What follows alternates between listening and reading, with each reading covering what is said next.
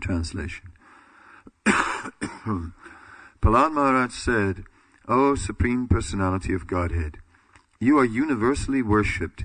Even Lord Brahma and Lord Shiva worship your lotus feet. Yet, although you are such a great personality, you have kindly promised to protect us, the demons.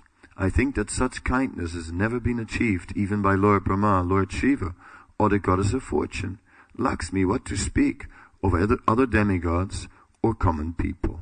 Purport. The word Durgapala is significant. The word Durga means that which does not go very easily. Generally, Durga refers to a fort which one cannot very easily enter. Another meaning of Durga is difficulty, because the Supreme Personality of Godhead promised to protect Bali Maharaj and his associates from all danger. He is addressed here as Durgapala, the Lord who gives protection from all miserable conditions.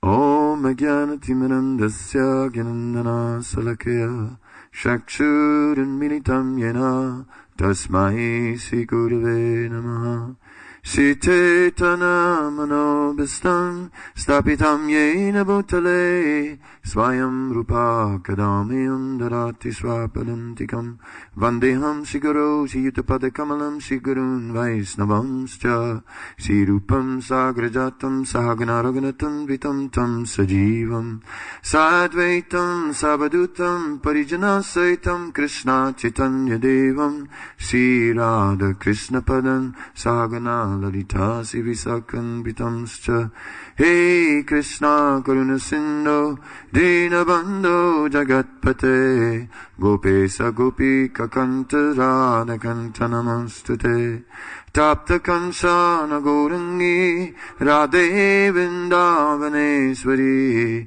Visavanu Sutadevi Pranamami Hari Priye Vanchakalpatarubhyacha Kripa Sindhubhyevacha Patitanam Pavanebhyo Vaisnavebhyo Namo Namaha Sri Krishna Chaitanya Prabhu Nityananda Sri Advaita Gadadhar Sivasadi Gaura Bhaktavinda Hare Krishna Krishna Krishna Hare Hare Hare Rama Rama Rama Hare Hare.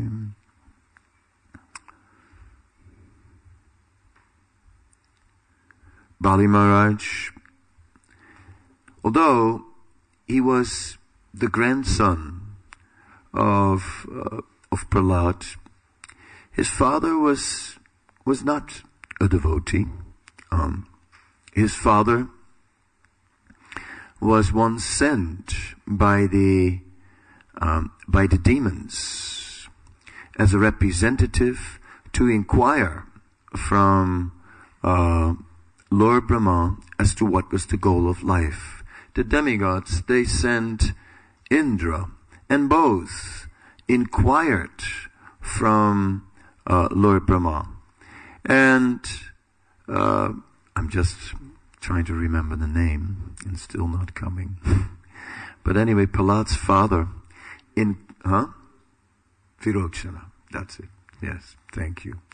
Prahlad's father was requesting the truth, and so did Indra, the truth, the true goal of life. And Lord Brahma said the goal of life is to enjoy and to get the maximum pleasure out of life. Virochana thought, I've always known it. Confirmed, right? There's nothing more to know. I had this figured out long ago.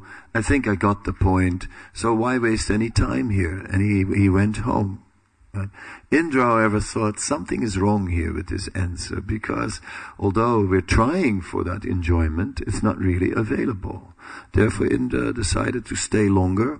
Indra performed more austerity, and finally Lord Brahma again gave him darshan and eventually explained to him the real goal of life as devotional service. So Virochana, somehow or other, was not such a devotee, that's for sure.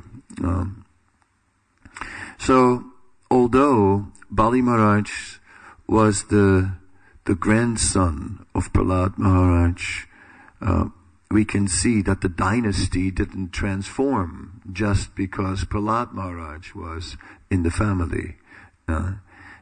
They stayed still fixed in their demoniac ways. And of course, in previous yugas, we can really see that the demigods and the demons are very separated, are taking their birth in separate location, in separate planets, later on separate families, but in Kali Yuga, of course, in one family, one is a devotee, the other is a demon, and that's very normal. But that was not so normal. So somehow or other, Prahlad emerged from the demons as a great devotee. Bali Maharaj apparently was not a devotee. Apparently, he was what he was supposed to be, the king of the Daityas, the king of the demons. But because Indra had committed some offense, therefore there was an opportunity. There was an opportunity for the demigods to, due to the impiety of Indra, there was an opportunity to conquer the three worlds.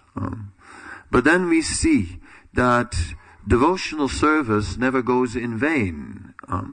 Even although a person may not have piety, even although a person may be covered by ignorance, if that devotional service somehow or other penetrates in his life, then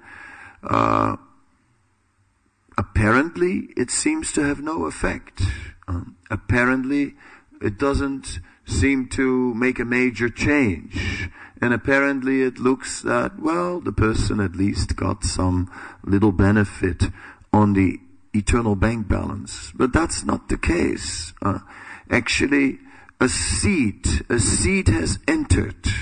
And once that seed has entered and a little faith, a little spark of faith has developed, then that will work. And that will grow, and in due course of time, it will fructify. And when again there is some association, when it is said that once devotional service has been performed, then again devotional service will be performed. It is because that little spark of faith has been ignited within the heart, some taste. Just like we were in Amsterdam in that King's Day, and we saw that otherwise materialistic people, they wanted to have a party and they didn't enjoy their party so much. And we had a party and it looked so good to them that they just jumped in, forgetting everything, and they had so much fun. They were enjoying so much. They were so happy that just seeing these expressions on their faces as they were chanting loud and as they were dancing, thinking, boy, this has gone deep. It went deep, right? It really touched them deeply. And that now covered, oh yes, now I'm sure it's totally covered back in Amsterdam and the regular routine of life, whatever that may be, after midnight and so on. But it will re-emerge. I'm thinking of my own life, how somehow or other Krishna consciousness came in. I don't know what was first, my sweet Lord or the musical hair, but I got some Mahamantra from there. I also don't know what was first, my girlfriend with a dog named Krishna or whatever. But anyway, the holy name was in my life. Krishna, Krishna, come here, stop, Krishna. Krishna, I tell you one more time. So somehow or other, the name was in my life. And then one day I was seated on a bus and there was an empty seat next to me and a Hare Krishna came on the bus and he sat next to me. I pushed myself in the wall of the bus and, and looked at him. Oh my God. Oh, I hope he's not going to talk to me. And he must have looked at me, oh my God, a hippie, I hope he's not going to talk to me. And we never spoke. What a relief.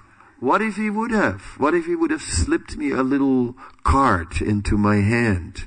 Would I have gone to the Sunday feast? Possibly. I might have. Now it took a few more years, just because he didn't slip me that card. But anyway, I got there eventually.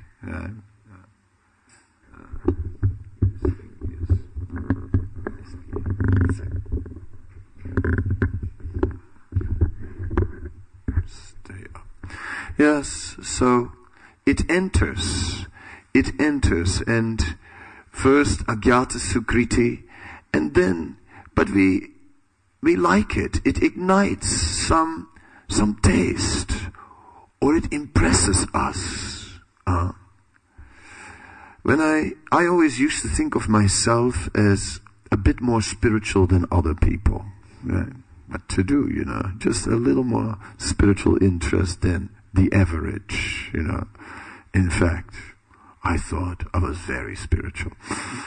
And then, but when I saw I saw so many different groups practicing this yoga, that yoga, and I saw that most were just doing it for status. I was in the Himalayas, in McLeod Ganj, the place of the Tibetans, and then I met all these people at the Tibetan tea stall, where in the morning you're doing tea with butter and little hot breads, which in those days I thought were not bad. But people were saying, are you going to the library, Tibetan library? Are you already studying Tibetan? Are you doing the meditation courses? Which one are you doing? The first grade or the second one? Then someone said, first grade. I said, oh yes. It's kind of difficult, isn't it? At first. I remember when I used to, I go like, oh my God, we're keeping up with the Joneses here, I said, I want to get out of here. Mirror, mirror on the wall, who's the most spiritual of all? No. But was I any different? Anyway, when I finally came to the devotees, they were too spiritual. They were too serious. It was just, too much. These Hare Krishnas, they were totally dedicated. Shocking. I was really felt, exposed for lack of surrender. And I didn't surrender when I saw that, but it went in. I lived with that feeling of guilt. I lived with that feeling from, I'm not up to the mark. I could do better. And then I picked up the Bhagavad Gita, Srila Prabhupada, and while smoking my cigarettes and blowing smoke rings through smoke rings, So, and what can I say? That's the sort of thing you do, in the material world. And I read the Bhagavad Gita and I thought, yes, I know all this in my arrogance. But then, every time, these words of Srila Prabhupada were hammering my heart. They were hammering my heart because they were sort of calling for surrender. And I used to think of myself as sincere, and then I thought, if I don't do it now, then how can I call myself sincere? And still I didn't surrender. But it was difficult then to live it myself after that, right? Of trying to look upon myself as sincere, because it's hard when you're not sincere. And everyone likes to think of himself as, I'm totally sincere. So it was tough. So eventually it ate at my heart, and one day I just had to do it. At one point it's like, all right then, okay, I'll do it. Resisting. So in this way, the demons are also touched. In the Nectar of Devotion, we have a description of Kamsa's moment of doubt. Right? I like it. He sits there on his throne in Mathura, in his ultimate mood of demoniac nature, and he's thinking, what can Krishna do to me? Nothing. I have powerful allies, so many. I mean, Casey, Casey. I mean, the ultimate personification of power. What's this Krishna gonna do to me? Just then, a messenger walks into the court. Your Majesty, Your Majesty, Your Majesty. Tragic news. What? What? Your Majesty.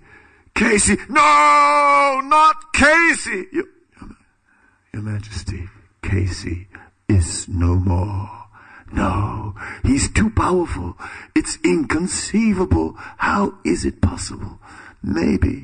Maybe I should just surrender unto him. But what would people say? Imagine me, Kamsa. Couldn't do that.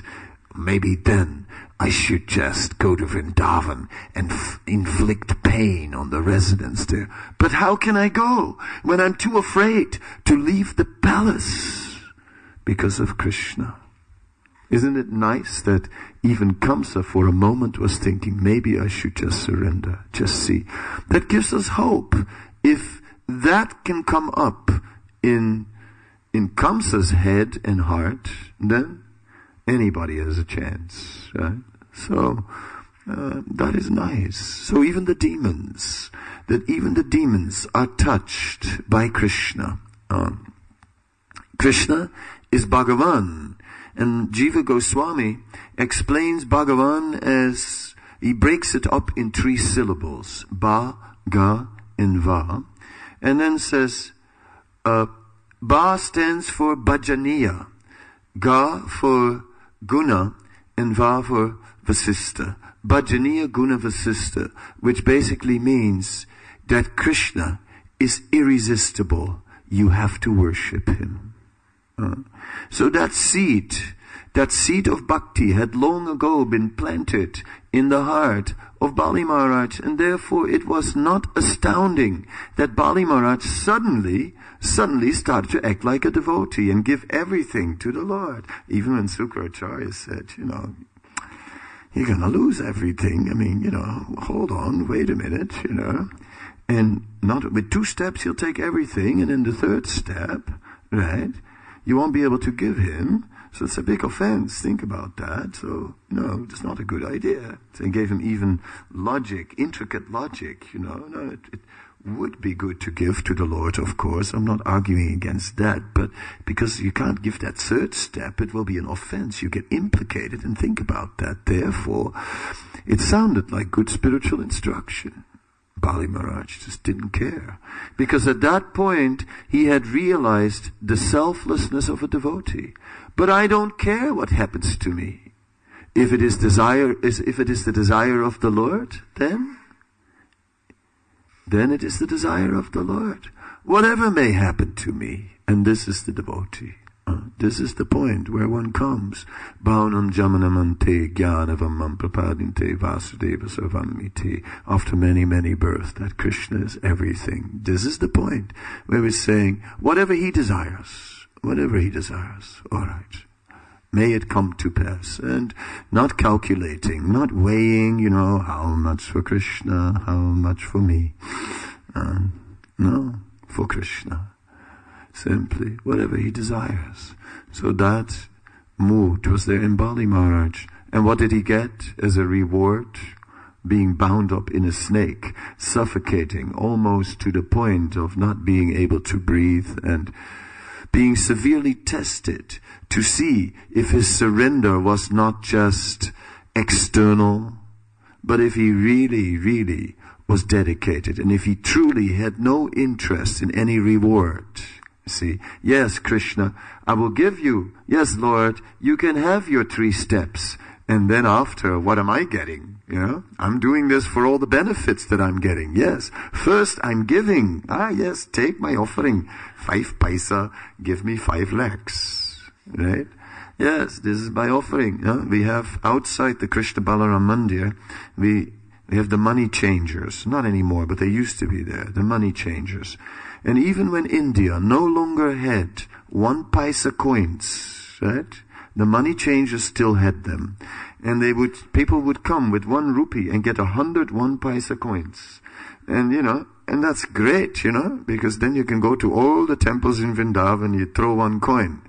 And then we get kilos and kilos of 1 paisa coins. And what could we do with them? You can't use them anymore. And all we could do was sell them to the money changers, right? And we would basically sell them to the money changers who would come back and, again sell them to the pilgrims. So this was going on. 1 paisa throwing. Give me 1 paisa. Jai Jagadish chahiye, humko 1 lakh chahiye. Yes. Please give me 1 lakh with great devotion. So, but in Bali Maharaj there was no business mentality. He was tested to see if there was. Because in spite of his surrender, no reward. No reward. A snake for a reward. Well, thanks a lot. And he still remained faithful. He never became bitter. He didn't think, is this what I get for my surrender? So that test he passed. And then at the end, he gets everything. He gets this amazing planet, Sutala, with greater opulence than Indra even had. Right? Although he had to give up Indra's throne, he gets this wonderful planet, and Prahlad is also there. And now we see Prahlad is speaking. Now Prahlad is just showing what kind of reciprocation. What kind of reciprocation? Because after all, Bali is a demon. All right, he may have just in this one act, he may have just acted properly. It may have been, okay, he got the darshan of the Lord, and the Lord took the 3 steps and he gave it. He just happened to do it right for once. But for the rest of his life, he's just a demon. So in the middle of his life, as a demon, see how kind you are, even to the demons. And therefore, therefore Prahlad Maharaj is saying, you are such a great personality. You have kindly promised to protect us, the demons. The demons. Yes. How nice is Prahlad to see himself like that. Are we seeing ourselves like that? Or are we reading the 16th chapter of the Bhagavad Gita, and the first few verses that describe the devotees, we say, that's us. And the rest of the chapter that describes the demons, that's the neighbors. Is that how we read the 16th chapter? Or are we reading the 16th chapter and hold it up as a mirror, and are we reflecting how much of this is still, to some degree, present in me? Unless we are prepared to read the Bhagavatam, read the scripture in that introspective way, and unless we are ready to question ourselves, and unless we are ready to have that mood of seeing ourselves as fallen, and how can we be ready to improve ourselves? I remember that in Vrindavan there was one boy, he wanted to join the temple. And I interviewed him, and I asked, he was from England actually, and I asked him, what he had done, and he said, I'm a mathematician. I remember that, especially the British waves, I'm a mathematician. And then I said, okay. And why do you want to join the temple? He said, I have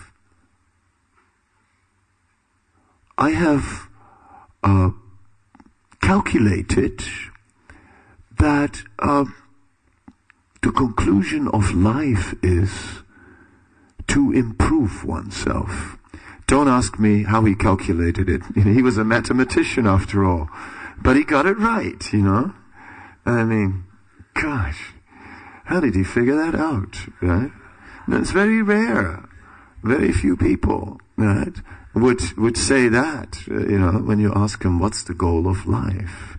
So I was impressed. It's quite something.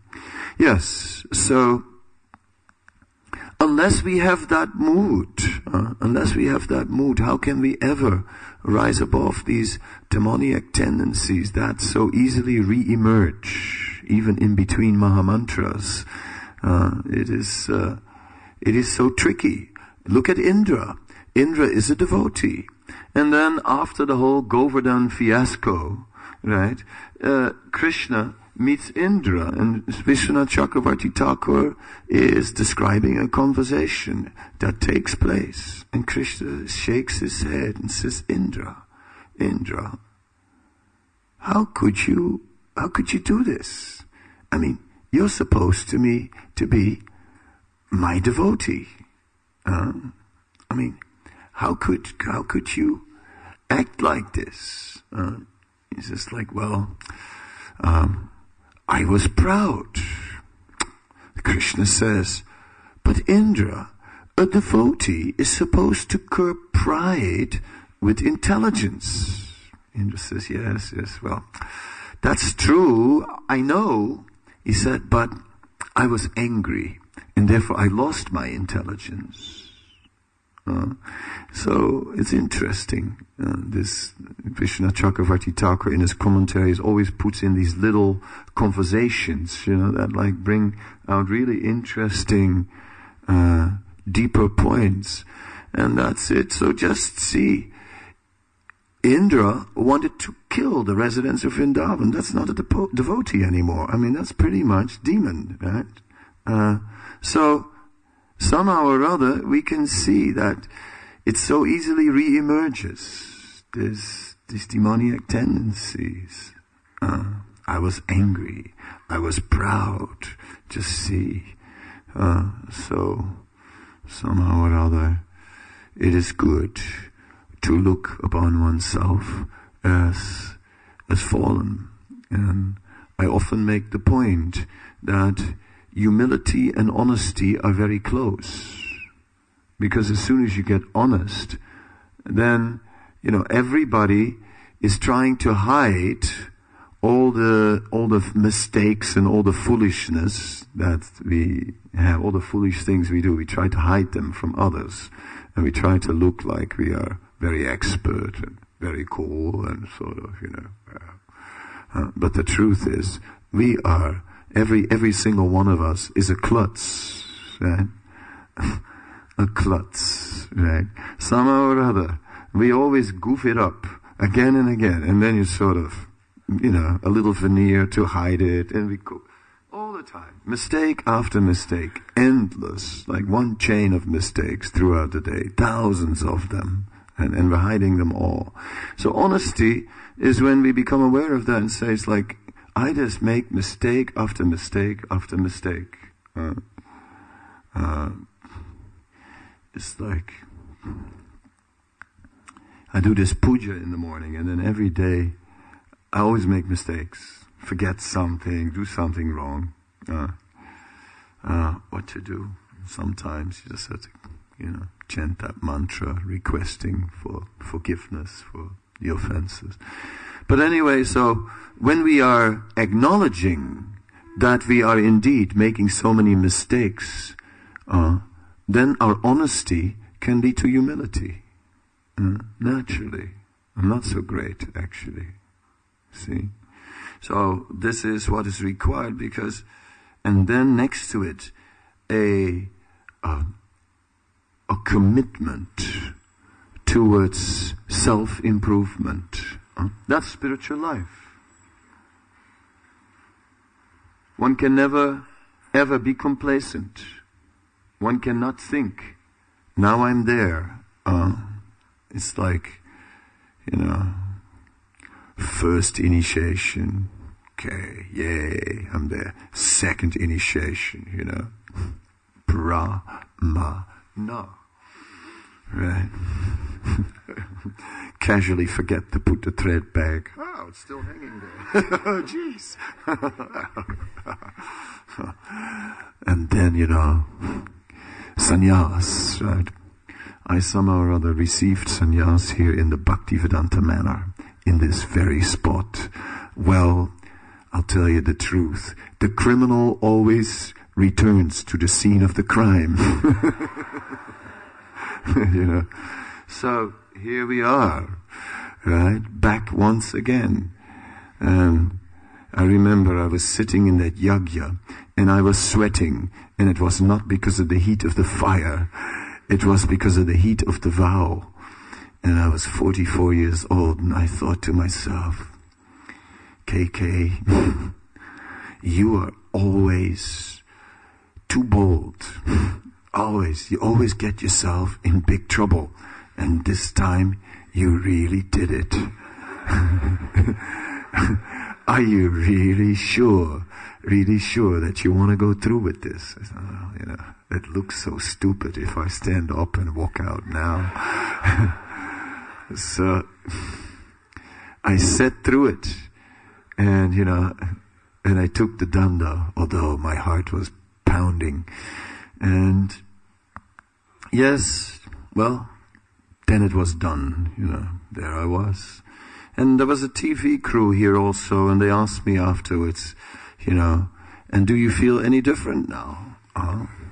So it's like, well, I sure did, And I told them, I said, it's just like someone who gets married, When someone gets married, if you ask them straight after the marriage, does it feel any different now? It seemed like, well, yeah, it does. Because now you have responsibility, woohoo. So once you have that danda, then you have responsibility. So even after the third initiation, right? Got 3 initiations, right? 3 stars, Yes. And then, over time, you become a guru. 4 stars, Got 4 stars. And then, of course, it's tempting to want the 5th star. I am God. So it's just so hard, right? And realizing that, yes, sannyas is just an opportunity, a good opportunity to finally get serious about spiritual life. That's what it is. So Bali Maharaj had been tested, he had proven that he was serious, and then the Lord showed how he never disappoints anyone, how no one is going to miss out on anything. No one. The Lord fulfills the innermost desires beyond expectation. He showed it with Bali Maharaj, he showed it with Dhruva Maharaj, and there's no doubt about it. And therefore, Bali is one of the Mahajans, Balir Vayasaki Vayam Swayam, that we must also have that courage that Bali displayed, to give everything, not hold back. So maybe that is the first point. There are so many points in this pastime, but the first point is, do not hold back. The Supreme Lord will surely, fully reciprocate beyond our expectations. That's His nature. And Prahlad, knowing that, was just deeply appreciating it with love. And he's speaking here out of love. Oh my Lord, you are just such an amazing personality. So amazing. And that is Prahlad's prayer in this verse. So now any questions or comments?